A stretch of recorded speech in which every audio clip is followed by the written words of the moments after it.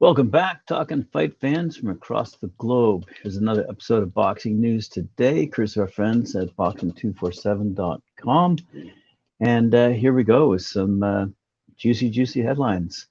It's less than 24 hours after Bob Yalen steps down as the CEO of MTK Global for personal reasons, I might add. And despite his opening statement relating something to the effect of, I'm incredibly proud of the success of MTK Global, yada, yada, yada. However, the pressure of the last few weeks has been particularly intense. I need to consider the impact on myself and my family. So after 4 years leading MTK, I think it's time for me to step aside and take on new challenges. I therefore offered him a job at Talking Fight this morning. All right, we'll see what happens. Because, as I said, less than 24 hours later, MTK Global announces closure in wake of Daniel Kinahan allegations, which I went through in great detail following the lawsuit and the U.S. Treasury Department's announcement last week.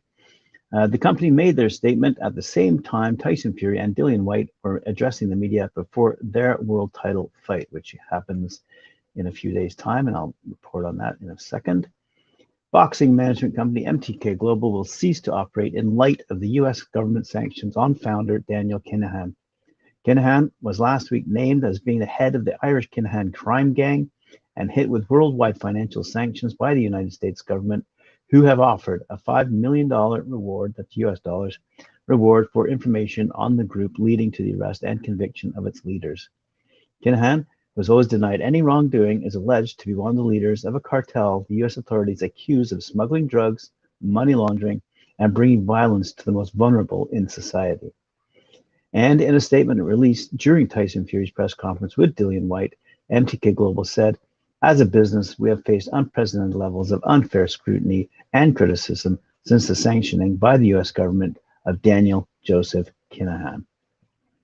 It's a matter of public record that Mr. Kinahan's involvement in MTK ceased in 2017, and despite repeated reassurances in this regard, unfounded allegations about his ongoing association with us and our fighters persist. Since leading promoters have now informed us that they will be severing all ties with MTK and will no longer work with our fighters, we have taken the difficult decision to cease operations at the end of the month. MTK prospered because we always put the long-term interests of our fighters at heart of what we do. Our priority in the weeks ahead will be to ensure that our world-class boxers are supported to find new partnerships as swiftly as possible. And in that regard, Talkin Fight is starting up a management company. All right, moving along. In the wake of this announcement, we have a very upset boxer who is just, to quote the Sun over in England, axed. Fuck boxing. Tyson Fury undercard against Dillon White takes huge blow with Anto Cassasi axed from card just hours before fight. Featherweight boxer Anthony Cassasi has confirmed he will no longer be fighting on the Tyson Fury versus Dillon White undercard. The 33-year-old had been scheduled to take on Colombian Jonathan Romero, but in a blow to the Tyson Fury Dillian White undercard, the 19-1 fighter will no longer step foot into the ring despite 3 months of training away from his family, which has upset him greatly. In fact, he vented on Twitter after being cut from the event, blasting the decision as a fucking kick in the teeth. He said, actually, can't believe I'm writing this status, been away from my children, my home, for 3 months, only to be told that I'll not be fighting on this show. What an absolute fucking kick in the teeth. Boxing's broke me many times, but this time I just feel shattered. Fuck boxing. Cassasi's scheduled fight against former IBF world champ Romero was for the vacant WBO international title. And he added, Romero couldn't get a visa 2 weeks ago. A few guys were offered a fight and accepted. For some reason, the fight never went ahead. On it goes. Elsewhere, we see that Tyson Fury and Dillon White are both now speaking. As you might recall, Dillon White didn't show up at the earlier press conference. He didn't show up at the media workout. But earlier today, being Wednesday, he did show up and took the stage with Whyte to address some of the questions from the media. And nothing too spectacular here.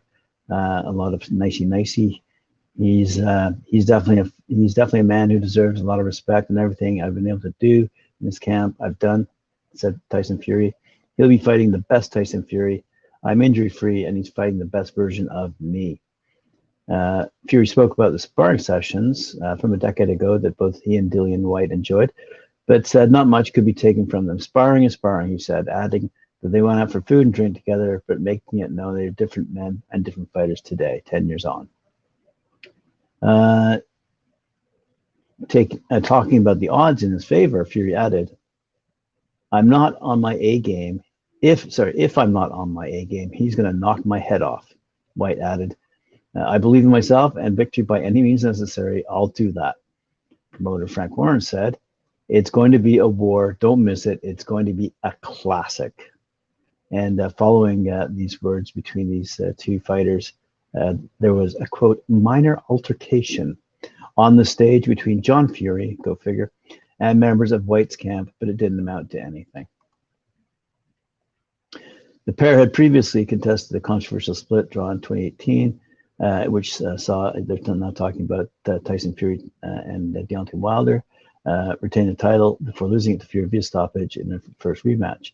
Whyte, who's 28-2 with 19 knockouts, meanwhile last boxed in March 2021, knocking out Alexander Povetkin to avenge his stoppage loss to the Russian. So that's going to be a big fight. It's sold out. There's 94,000 people going to be in attendance. The Brits are all over this. And speaking of the Brits, the WBC Union Belt was unveiled in the United Kingdom today for the Fury versus Whyte winner. It looks white. All right. The WBC created the unique and splendid Union Belt to be presented to the victor of the highly anticipated titanic clash between WBC heavyweight champ Tyson Fury and interim division champ Dillon White. The Union Belt, which highlights special elements to celebrate and commemorate Great Britain through boxing, is already in Blighty on English soil, visiting emblematic London in hell for leather fashion this week during the final countdown to the highly anticipated Fury versus Whyte fight. Tyson Fury, who has a record of 31 wins and 22 knockouts and 1 draw, was in action last October when he knocked out Deontay Wilder in the 11th round of his trilogy to retain his WBC heavyweight title in front of 15,000 fans at the T-Mobile Arena in Las Vegas. Dillon White, with a record of 28 wins, 19 knockouts, and 2 losses, last fought in May 2021, when he knocked out, as I said earlier, Alexander Povetkin in the 4th round to gain vindication and regain the interim WBC heavyweight belt at the Europa Point Sports Complex in Gibraltar. Fury vs. Whyte is presented by Queensrÿche Promotions and Top Rank this Saturday, April 23rd, at Wembley Stadium in London, England. One will buckle under the intense pressure. Accordingly, the other will waste no time in wearing this magnificent belt. Holy. All right. A little bit more about the announcements that were made today over in Wembley. Today was the official day, one of the media commitments with the lead up to the record-breaking fight in front of 94,000 fans at Wembley. And as was the case for the kickoff press conferences, once again, a no-show from heavyweight challenger Dillon White. With tomorrow, which should be today, being the final main event press conference, once again to be covered live by various media outlets, including boxing247.com. And the question yesterday was, will Whyte turn up? And the answer is yes, he did. Only tomorrow will give us the answer, but with the main concern being for the weigh-in on Friday and naturally the actual bout itself on Saturday. Let's hope there's no more disappointment ahead of us. Could they ever have anticipated the MTK Global announcement? Wow. Says Tyson Fury, I wonder who's going to get knocked out first. It ain't going to be me, I'll tell you that. There's a buzz about everything, and we're ready to go, said Frank Warren. We've got a European record crowd coming, and I'm delighted. It's for Tyson because he deserves it. He's never defended his world title in the UK, and the fans are coming out for him. It shows the love they have got. Whyte will make his first fight week appearance at tomorrow, which is today's final press conference, and the Hall of Fame will predict some typical knockout rhetoric when the talking begins. It's going to be the usual sort of thing. I'm sure Dillian will throw some insults, as normally happens, and Tyson will just bat it off. It will be what it's going to be, but the most important thing is what happens when they step into the ring. That's when it counts. When they are looking into each other's eyes tomorrow, which is today, they'll be looking into each other's souls, and Tyson's a very, very confident person. Dillian is well. Dillian is as well and very brave. I had a brief conversation with Dillian about a week ago, and we're all back on and ready to go. Tyson seems very at ease and very relaxed. He obviously knows the task is in front of him, and he said to me this is the best he's ever felt, which means we'll be getting something very special on Saturday night. Let's move on to some other fighters, female fighters. Kirstie Bavington is going toe-to-toe against Timmy Bellick at the Hangar Events venue in Wolverhampton, England on May 6th. Kirstie Bavington is pulling out all the stops to ensure that she gets her hands on the European welterweight title. Her battle for the belt headlines BCB Promotions show in Wolverhampton at the Hangars Events venue on Friday night of May 6th. Bavo co-challenges for the vacant crown with Hungary's Timmy Bellick, a former national and world title contender who possesses a pro record of 5 wins and 4 losses. Babington has also engaged in 9 pro bouts with 5 victories, 2 knockouts, 2 technical knockouts, 2 defeats, and a couple of draws on her ledger, having turned over in 2018. She is a physical education teacher at Beacon Hill Academy in Sedgley, a keen footballer, having played for the Wolves, West Bromwich Albion, Kidderminster Harriers, and even Crystal Palace. Wow. The 29-year-old from Wolverhampton has hung up her boots to concentrate on boxing and has rebounded from setbacks with both titles on the line. She could only draw on her debut with Borislava Gorokhnova, but bounced back with a point success against Elaine Renan and second-round technical knockout over Katrina Vistica. A first title shot came next, but Babington was widely outpointed by Cheryl Brown for the WBC International bubble, which sent her back to the drawing board. She scored another TKO in her return in 2 against Monica Antonek, but was then involved in another stalemate when her and Vida Masiakaite could not be parted. The pandemic led to almost 18 months out of action, with Babington coming off her second best after tackling former amateur star Sandy Ryan, who eased to a 6-round points whitewash. Again, she came back fighting and beat debutante Becky Ferguson on points before lacing on the gloves again, all 15 years later. In her most impressive result to date, Babington took the O away from April Hunter last time out after stepping in on short notice. The chance has now come to claim European glory after previous champion Oshin Deryu relinquished those honors without making a defense.